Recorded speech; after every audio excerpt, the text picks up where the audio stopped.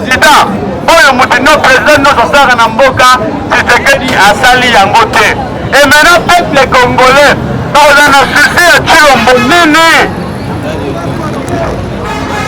quand Mosé Laurent Désiré Kabila a été assassiné, moi j'avais pleuré. Mais qu'est-ce que Mosé Laurent Désiré Kabila fait pour moi et pour toi Congolais? Tout le monde qui m'a canessé, tout le monde qui m'a projet, tout le monde qui programme, tout le monde qui m'a décision, tout le monde qui moi lumière, et c'est pourquoi nous avons pleuré. Et Tshilombo 6 ans après, à ce peuple congolais, Mosé Laurent Désiré Kabila n'a fait que 2 ans ou 3 ans. Mais il a organisé Massala Massango, peuple remplir public, peuple congolais sur Massango, la carte de remplir public, on est le police. Mosé Laurent Désiré Kabila a une mort à Makanisa Malamu, il y a un mot à peuple Makanisa qui est. Peuple a commis la chose à Rolobake, Tshilombo te, peuple a son et dans la présence et dans la absence peuple a son comme si ils ont un et puis ce peuple a mieux l'absence de Félix dans ce pays au lieu de sa présence dans ce pays. Mieux vaut l'absence de Tshilombo dans ce pays et dans ce monde de nos ancêtres au lieu de sa présence. Parce que sa présence ne dit rien aux Congolais. Ça les locaux. Ah, on a marqué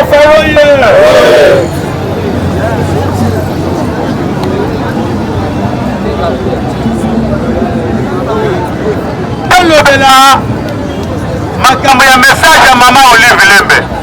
bandeko libanda bozalawa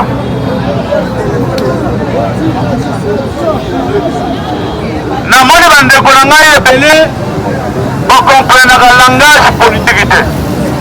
Au monde la politique, il y a ce qu'on appelle le langage politique. Même les journalistes, il y a ce qu'on appelle l'élément de langage. Puis la politique, nous avons un langage posé.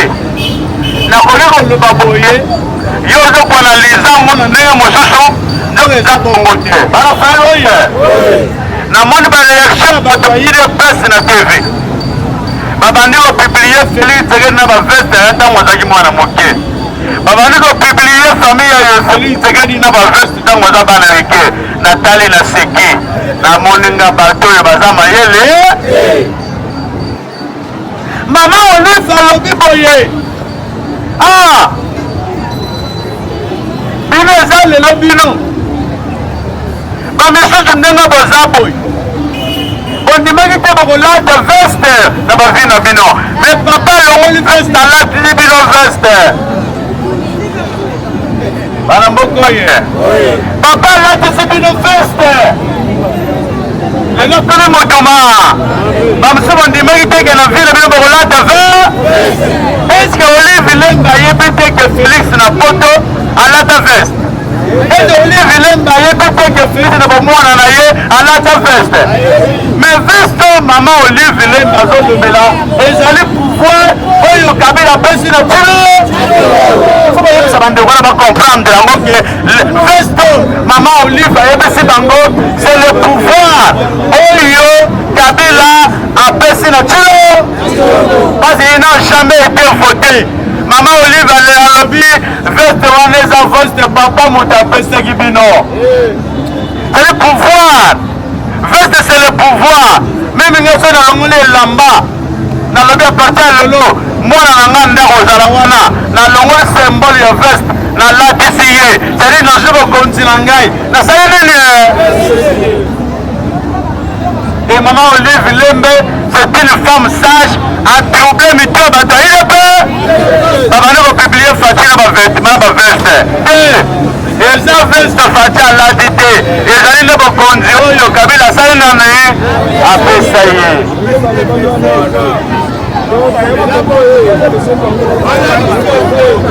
bana marko fale bana fali kokola tozali na politike bakongole bokoyo toza na politike bakomi balobe feste alobi mais yo soli yo ozolata papa moto apesaki yo ala yo bana kopibili yo mataza ndele ntango ozalaka bomwana omoni basunyela banda olata omoni faci ndenge banda olata omoni bazwi bapiblie Joseph Kabila bapiblie na batrico na banini nga natali ya kozanga koyeba po veste c'est le pouvoir Kazaka c'est le pouvoir veste ezali pouvoir oyo mama Olive Lembe a reconnaître lelo te mobali na ye azwaki pouvoir afalilu apesi na Félix Tshisekedi bango malgré ça bazopiblie baveste baza na posa batrouble yo mpo oyebi eloko te bango moko bayebi ke moto alobeli pouvoir mpo batrouble yo congolais abandi kozwango veste ya bila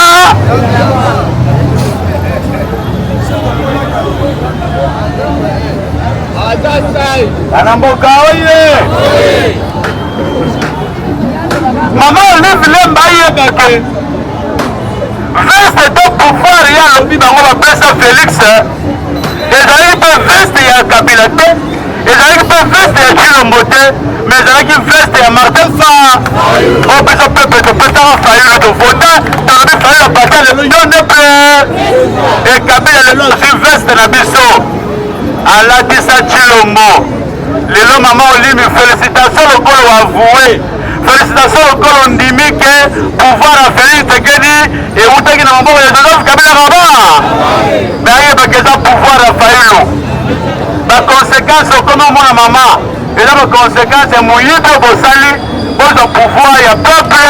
oyo topesi le président Louis Martin Fayulu bokabi yango na bato bazalaki prépare te na bato balataka nano kazaka te na bato bazalaki prepe te ya kolata kazaka yango ndenge yo moko olobi ntango balati kazaka bakomi komitalatala bazoyeba te bakobanda wapi bakosuka elelo mboka yango bamemi yango na liwa mboka yango bateki ndambu mboka yango bavie ekufi mboka yango ezanga transport mboka yango ezanga mai mboka ezanga courant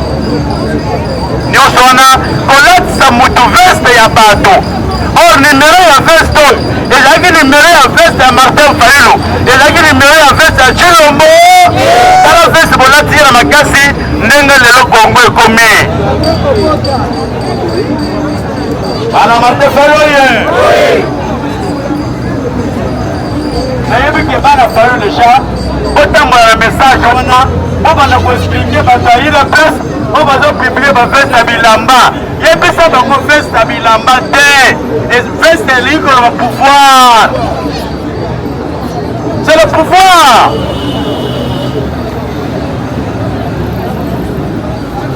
bana mboka oyo soki chef coutumier akufi moto aremplaka chef coutumier bapesaka bango mbeli ya chef coutumier ya mibale bapesaka ye mosesa eza bongo te basembole ya boko nde veste toyena dosie badi progrès du progrès ezali banani du progrès ezali service organisé na Félix Tshisekedi Tshilombo na Augustin Kabuya parce que l'UDPS le président de l'UDPS s'appelle M. Félix Tshisekedi Tshilombo le secrétaire général de l'UDPS s'appelle Augustin Kabuya et le progrès est un service organisé au sein du parti UDPS Union des démons pour des projets sataniques UDPS en cycle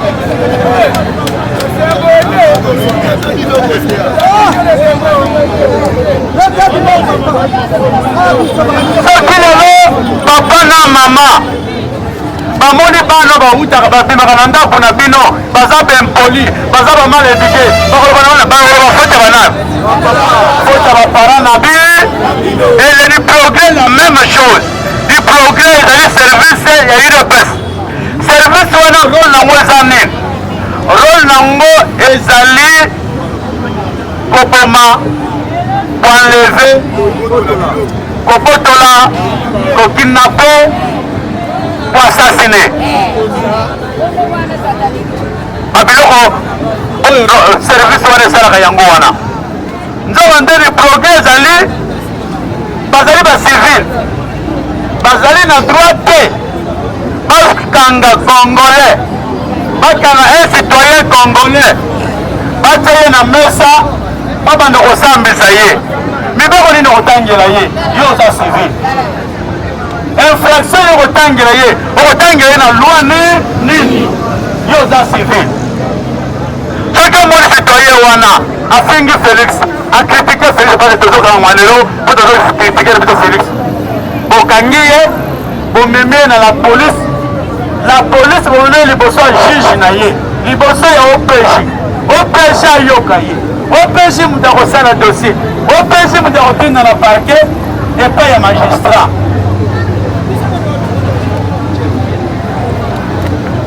bauti kokanga 137 du progrès après savoir pour attaquer résidence à Joseph Kabila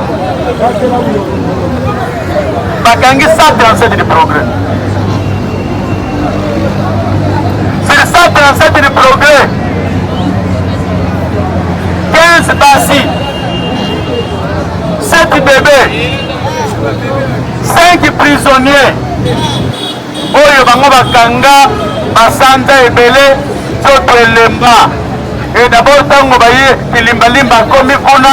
azwi bango baprisonnier wana bazokoka meme kotelema te makolo ya kole bazwa ambulance bakie na bango na hôpital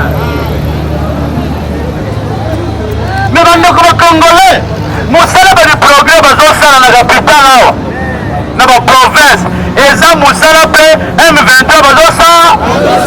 eza meme mosala oyo bakodeko bazosala eza meme mosala oyo barwandais kuna bazosala bango barwandais bazosala nini kokanga bacongolais kotiango na bacachot privé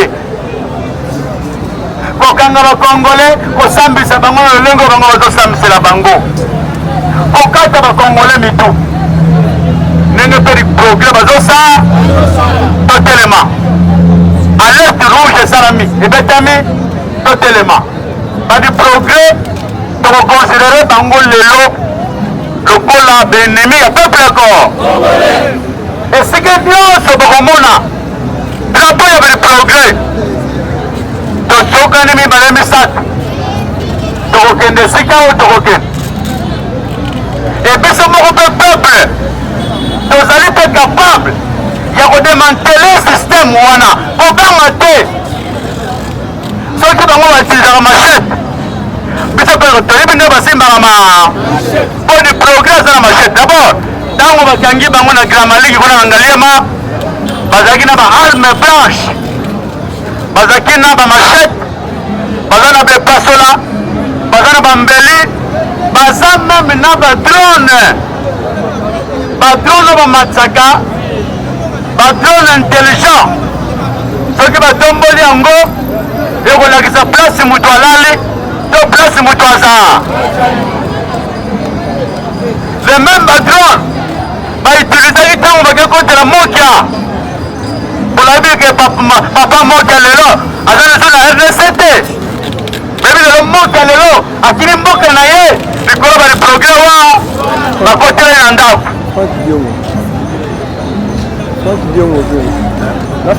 bana mboko ye nana ba Frank Diongo c'est Frank Diongo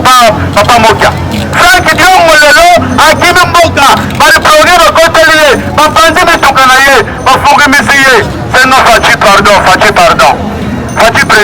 président lelo Frank Diongo a se retrouvé en exil politique atiki Martin Fara mais Frank Diongo ayebisa Fayulu Petit yo mutu esala te yako tosoutenir mwana mboko tilo vie pa ayebisi grand Frank Diongo nabundi bitumba na yo balongola yo mine nyonso na bato akabeli na bitumba oyo yebakaki UDPS pouvoir oyo bazwi eza pouvoir ya moyi ata oke soutenir bango lobi yo kotima mboka oyo lelo Frank Diongo azali awa atiki Martin Fayulu na Congo Frank Diongo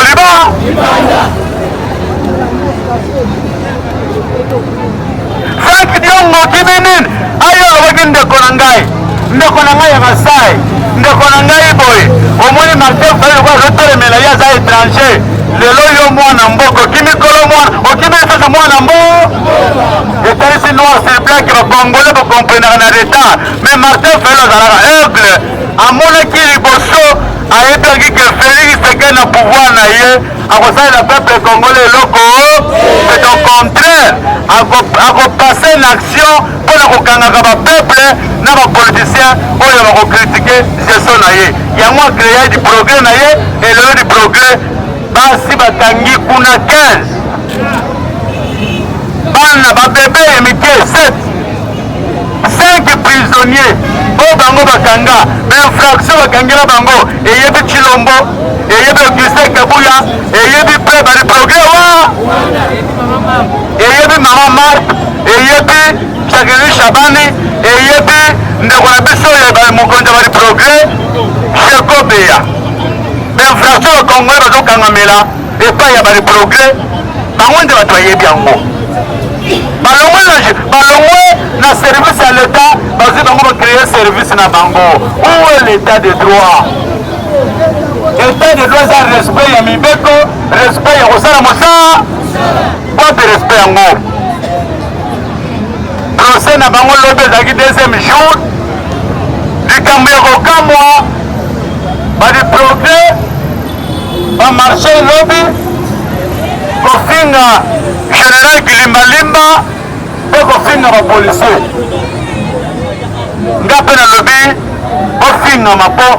bino mpe bapolisier mayele bato boye kokanga bango koniata bango kokotisa bango na baprison samba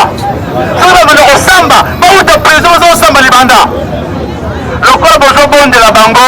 voilà lelo mbuma ebotami babandi oyo kofinga yo général Kilimbalimba parce que bamoni opacité bamoni bolembu bamoni façon ozosalela comme so yo ozobanga bango oyo yo ozali service oyo leta eyebi bango leta eyebi bango basali bato bato bengaka le hors de loi du progrès eza lokola M23 du progrès eza lokola maimai du progrès eza lokola Codeco du progrès eza lokola bazairi mutomboki tokokonsidere bango nyonso lolenge moko du progrès ezali oyo tobengi bakidnapper oyo bazokidnape bapeuple congolais na ville ya Kinshasa e na kati ntango oke kozwa bango bamoto okotala te bamoto babotolaka batelevizio babotolaka na ka oyo bazalaki okotala te bana Martin Fayulu oye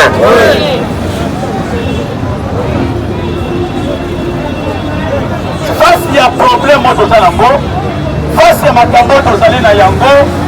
tokoautorize te UDPS abanda konyokola peuple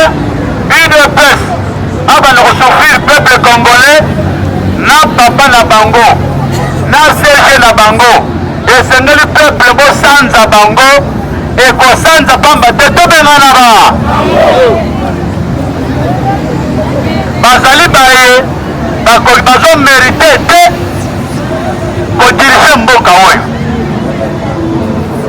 bazali baye oyo bazokomérite te bawumela na bokonzi oyo bana Martin Fayulu oye bango babengaka ye beton Fatia aza beton mais pour votre information lelo beton esali nzela eske beton ebelaka soki omoni beton ebeli soki fichire eza na minute tozoloba Chilombo beton aza na fichire sikoyo bakobeta pembeni batia mabanga to basala nini bana Martin Fayulu oye soki oza ndo soki oza moyibi soki oza assassin nyonso osalaka lifuti nango eza tosengi na Nzambe asala mokili oyo asala mokili oyo azonyokola lokola bana Israël bana Congo Nzambe okonfondre ye na mbeta hôpital na motuka na douche na avion esika nyonso bokoniata Nzambe biso banzambe na yo barepresentant na yo na mokili tofongoli lola Nzambe olobi obokokanga na mokili nga mpe nokanga liko tokangi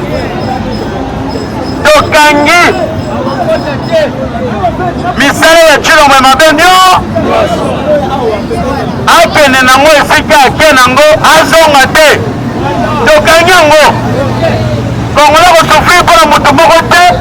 100 millions de Congolais bazosouffrir na kombo ya moto moko tokangi misala na yo mabe to tokangi yo nzela kozonga